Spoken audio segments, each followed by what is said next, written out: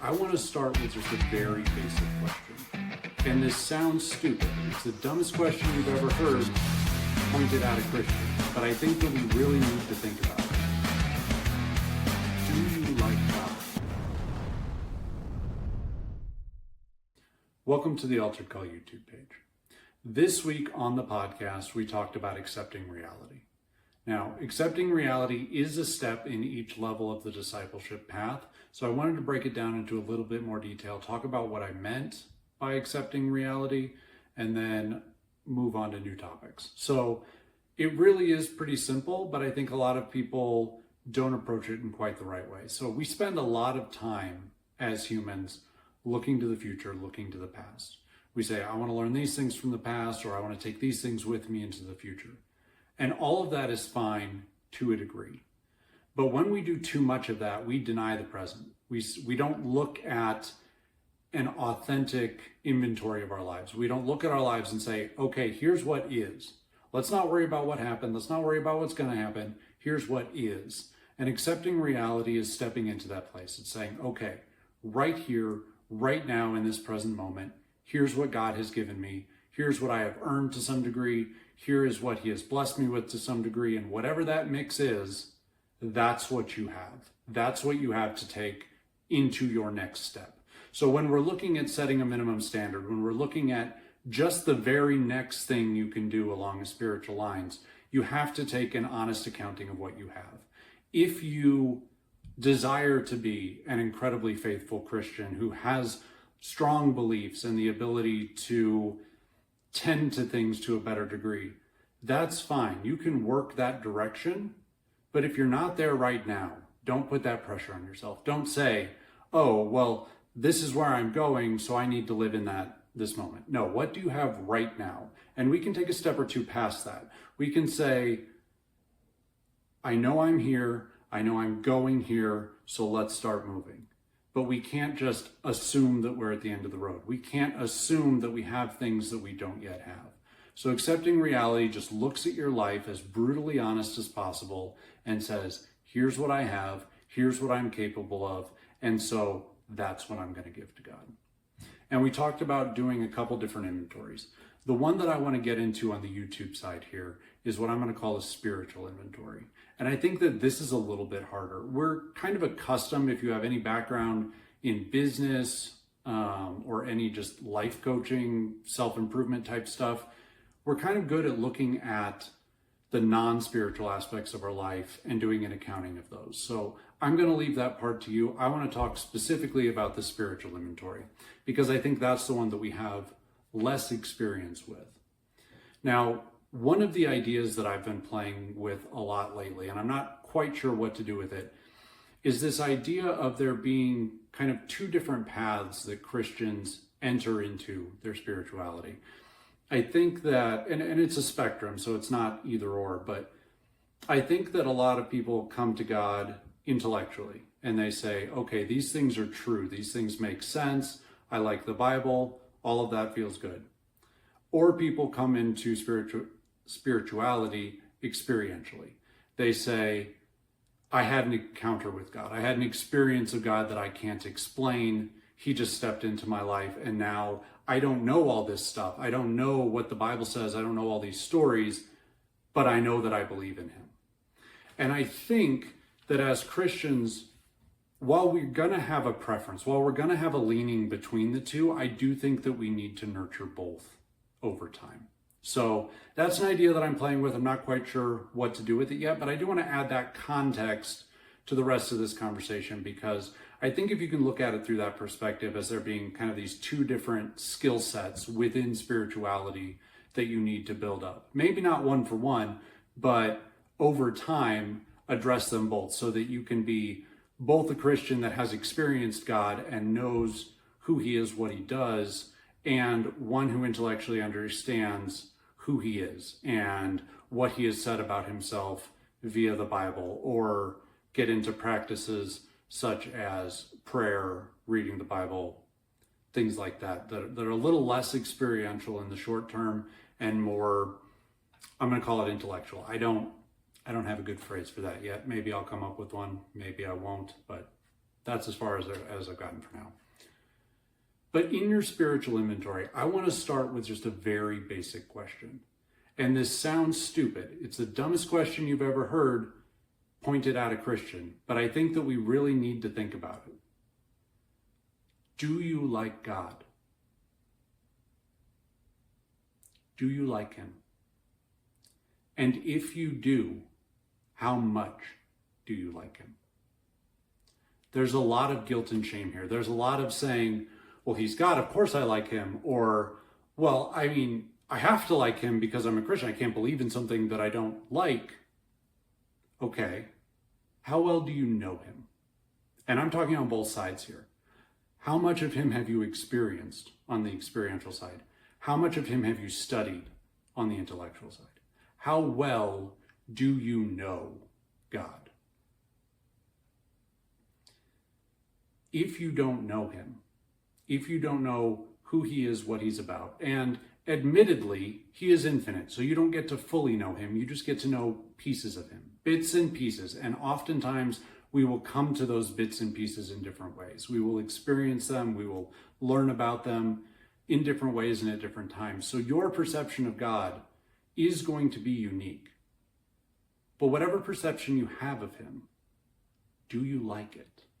How well-rounded is it? Actually look at those things. Actually pay attention to those things, because it's very hard to passionately follow someone, something that you just don't know about. It's hard to say, I would follow you to the ends of the earth. Also, I don't really know what you're going to expect me to do along that journey. I don't know what's going to be asked of me. I don't know what I would be inclined to give up on that trip, or what I would be inclined to take on that trip. I don't know. You can't trust someone. You can't pursue them if you don't know anything about them. So, do you like God? How well do you know him? From there, I encourage people to be as passionate as they can in relation to God.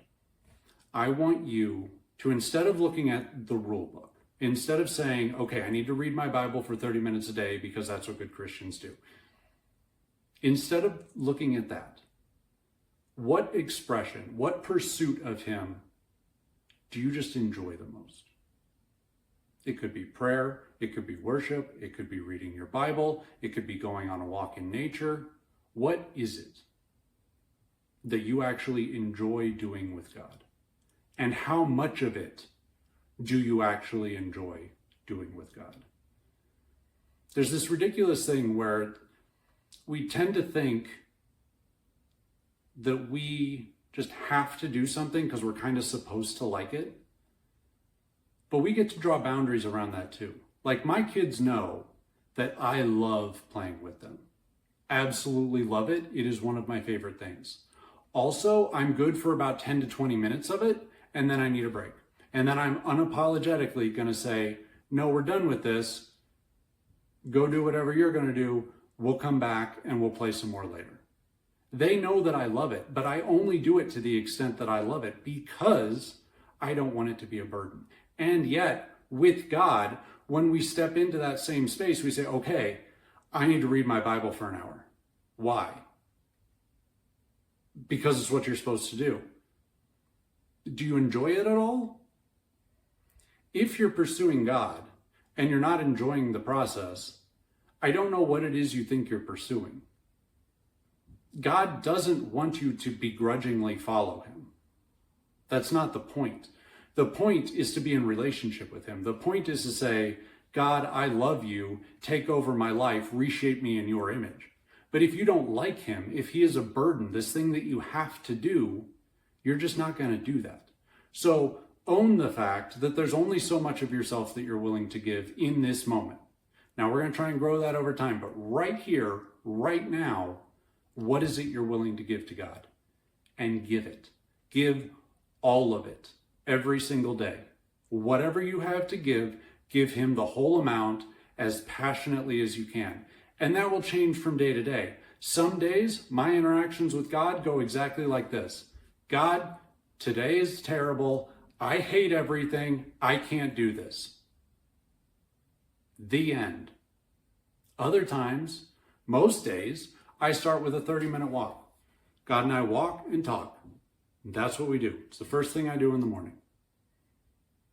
Now, how much I interact with God usually dictates how well I'm doing in a given day. But you can't force it. If I wake up and I feel like crap, I don't go on a walk with God. And I realize that that's sabotaging myself to some extent. But it's honest. I'm saying, God, I don't have it today. You're going to get what I have. Once we've built this routine of passion into your life, then we need to create some capacity. We say, okay, I'm going to chase God as hard and as thoroughly as I can any given day. Then you need to free up some space. Because once you start a passionate pursuit, it will naturally grow and develop over time. Yes, I have days where God gets about 30 seconds of my time and attention. Is that the norm? No. Most days he gets hours. And I'm currently working on being present to a much larger degree, interacting with him to a much larger degree. So that number is only going to go up over time. But if I don't have capacity in my life, if I don't have time and attention to give to him, then he's just going to get my scraps. So start with a passionate pursuit. Give him as much as you can give and still enjoy it. Then start chopping up your schedule. Just create some blank spaces. Get rid of some things that aren't serving you and say, look, I'm not going to say that I have to fill this with God, but I'm at least going to give myself the opportunity. I'm going to create 30 minutes in the afternoon and I'm just going to sit. Maybe I'll pray. Maybe I'll read my Bible. Maybe I'll just sit and think. Maybe I won't do any of those things, but I'll at least have the time. If God reaches out to me during the day, I'll be able to say, okay, I've got this 30 minutes. You can have it, and we can pursue whatever it is that we're going to pursue.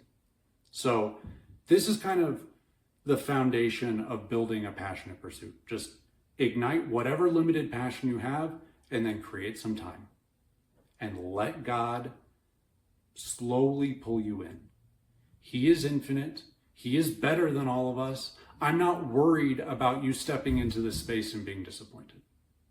I am worried about you stepping into a space where you deem God to be boring, where you say, I don't want to do this because I kind of hate it. That you and I don't know the same God. If this is your experience of him, that he is boring, okay?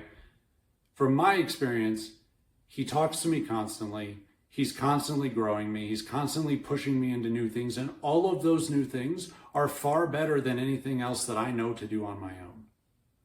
So if you don't know that God, then I don't know how much you know about him. I don't know how much you like him. I don't know how deep you've gone down the road. And this could be on either side. Maybe you've experienced him, but you don't know anything about him. Maybe you know a bunch about him, but you've never talked to him. I think the problem exists on both sides. And again, we're going to lean one way or the other. Lean into your strengths.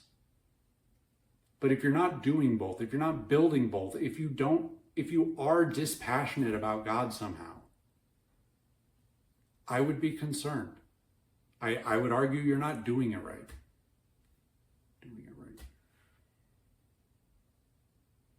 God is amazing. The more you get to know him, the more you should want to know about him. The more you should look at your life and go, yeah, this isn't it. I want to be like that guy over there. So think about it. Look at your spiritual life. Is it something that excites you? Is it something that you get, that you wake up and you say, oh, I just had this thought about God. Like, let me look in the Bible. Let me look online, see if I can find something about this, because it's just stuff.